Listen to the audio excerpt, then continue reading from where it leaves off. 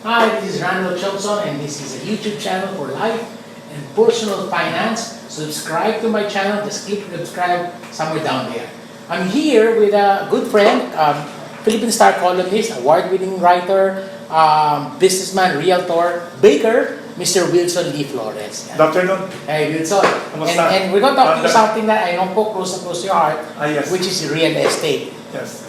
Despite of all the complications, the capital and everything, do you still recommend real estate as an investment? I highly recommend real estate because it is one thing na hard to steal, hard to waste, hard to... it's one of the best investments in the world. And anywhere. And people say, mahal na ng property.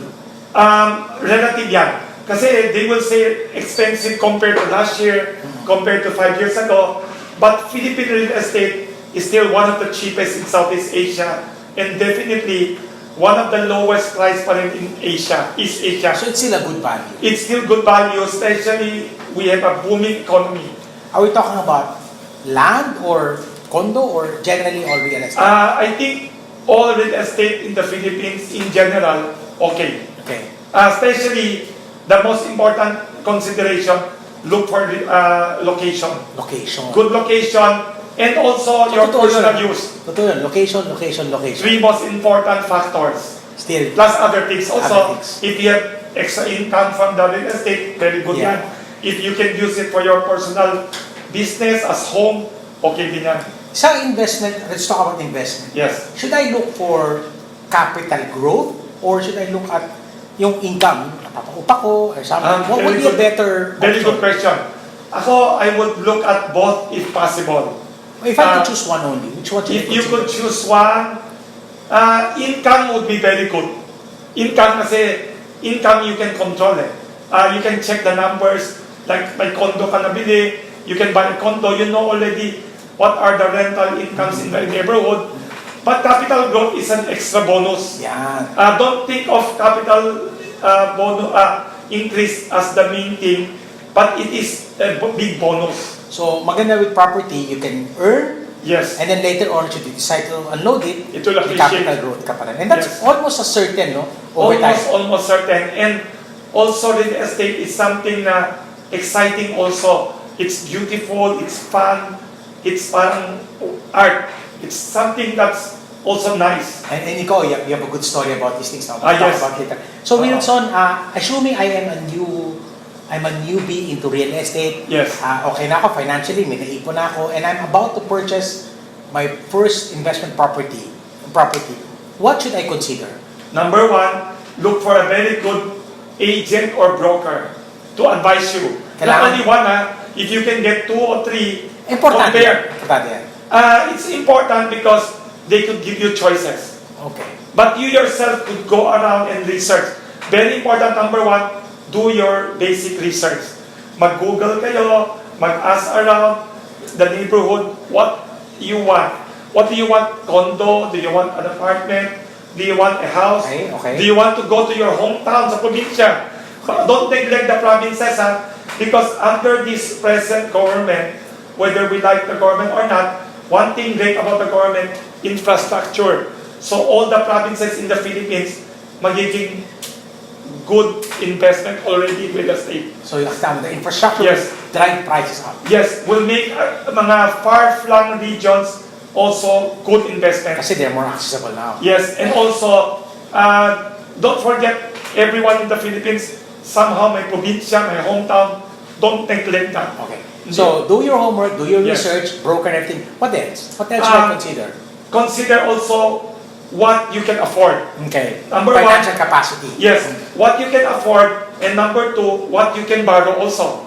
Okay. Don't forget, bonds are not only for deposits. Okay. Bonds are great for borrowing. Pero make sure that, Wilson, you can afford the Tama. Maganda ang sinabi mo, Randall. When you consider investment, think of worst case scenario. Kung mawala ka ng job, mawala ka ng trabaho, Wala umupa. something goes wrong with your business, it should not affect your family, your daily needs, your education. Right. It should be excess of your basic needs. So you do your homework, you look at the property, you do your research, financial capacity matching, then, Yes. and then lastly, ano pang?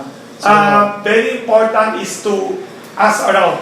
Keep on going to ask around. Like, example, if you want to buy a condo in Makati, Taguig, Quezon City, go around, not only look at one or two projects, look at more. And not only the new projects, pati mga old buildings, secondary market, yung mga Kasi resale. you can find a good bargain, ano? Yes, don't only buy only the new ones, even the old condos, the old apartments, the old townhouses, some of them are good buys. Good price. So research. And you're doing that, no? You go, I I always. It goes around. Yes, Drives around. There's a good bargain. I'm in real estate, kaya Monday to Sunday, including holidays, morning to evenings, that's what I do. And Wilson, I notice Yes. you have a heart for Quezon City. Why? Why Quezon City? Because I grew up in Quezon City, I'm from here, and I know the place very well, and I think it's a very good place. But I also find kahit ang Bulacan, kahit ang Laguna, and Parañaque, everywhere. But Quezon City kasi I'm here. So, Easier, no? I know the neighborhood, I like the place. But you think Quezon City still has good value? Good value, it's cheaper than Makati and Taguig. Pero nakita mo ba, do you see Quezon City still appreciating? It will appreciate more, it has good governments, good government leaders, and the new mayor, the next one, is still going to be a very good mayor. I heard the vice mayor is running. So the future of Quezon City is very solid and very And that's good. going to affect prices talaga. It will affect prices and it will continue to be better. Okay. Now, And all Wilson, other Metro Manila also. ito, everybody knows the Yes. story. Wilson is a lover of good values. But Yes. si Wilson also sees beyond, no? Beyond Yes. the value. I know you bought one of the property here, Yes. primarily for real estate, and Yes. then you fell in love with the place, no? Can you tell, it's Kamuning Bakery, can you tell a little bit about that Very story? good ang question mo. Ganda nga, I love that story Thank you, kasi. thank you. Nandal, when we buy something, like anything that we do in life, dapat may konti tayong imagination. So when I was approached by an old guy, he wanted to sell an old family property Okay. somewhere in Barangay Kamuning. Hindi siya the wealthiest part of Quezon City. Tapos sinabi niya yung address. Sabi ko, okay to That's a place where there's an old bakery, 20 plus years and losing money, Kamuning Bakery. But at one time in its history, it had a name before. Very, very rich history. Yes, and the oldest bakery in Quezon City siya, the first one. One of the first in the country, Yes, no? one of the oldest in the Metro Manila also.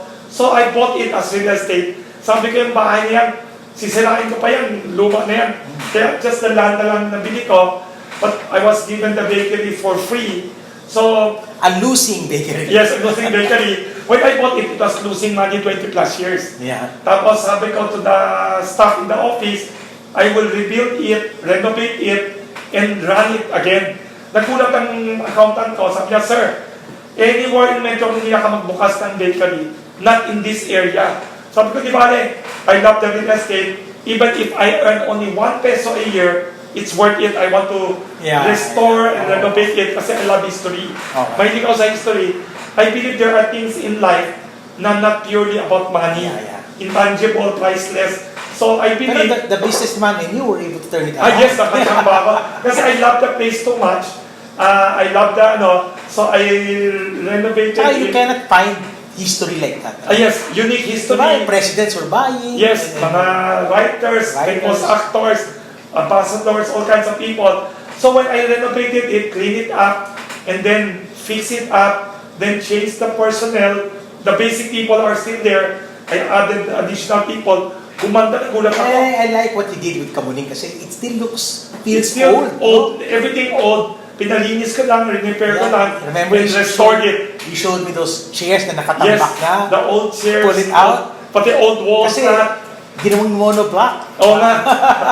Nice story, nice story. Tapos nagulat ako, something that was real estate investment became a very interesting business for me. Yeah. Very good business. In fact, the sales increased by leaps and bounds. And it's still a good investment value for Yes. property. It's still a good The property also gumanda because of the value. business. So, double kill. Kumita ka, Yes. and you ensure that the property value has gone up. And not only that, And the even whole your neighborhood. neighbors. The whole neighborhood, pati the whole Kamuning Yeah. Road daw gumanda. Or In Barangay unfortunately, Kamuning.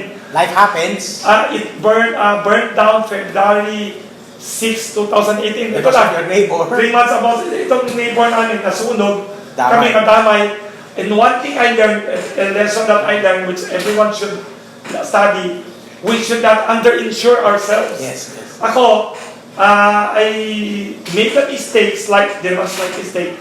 Kasi may mga properties ako everywhere na I keep insuring every year na walang nangyayari, no fires. Okay. So I insured it not enough. Good lesson. Yung lesson.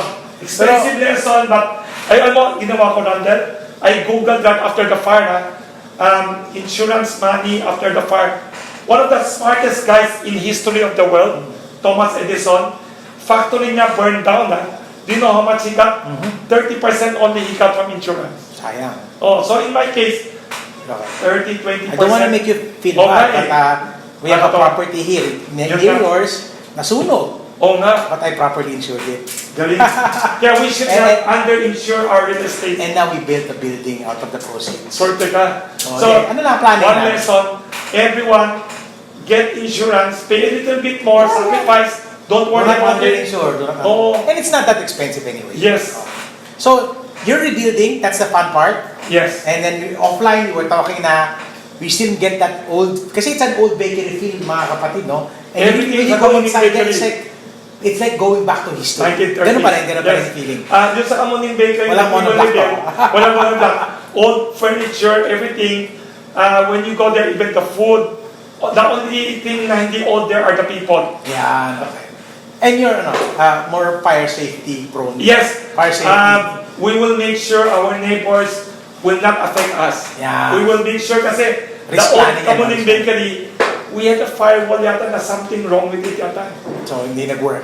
Didn't work. Okay. So, more of these things we'll talk about Yes. in Icon.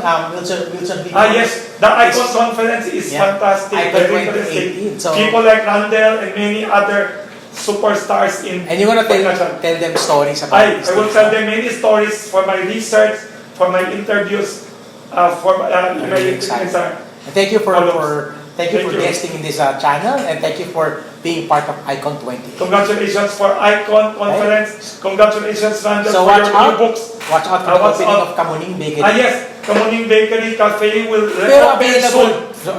Konti commercial. Yes. Available pa rin naman yung mga Yes. masasarap mong bread products, no? Right now, we still have 2 selling areas. I see one in Tomas Morato. Yes, one here, Tomas Morato, near Annabelle's Restaurant, sa Scout Delgado Street, a small branch.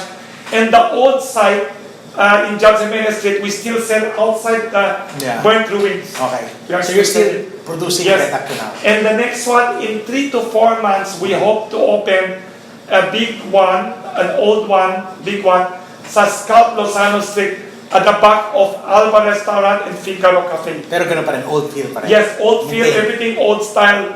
And then the original, it should be open by this year. Yes, we will target before December. Alright. Thank you very much. Thank you very much, Wilson Randall. Flores. Congratulations for what you're doing. Thank you.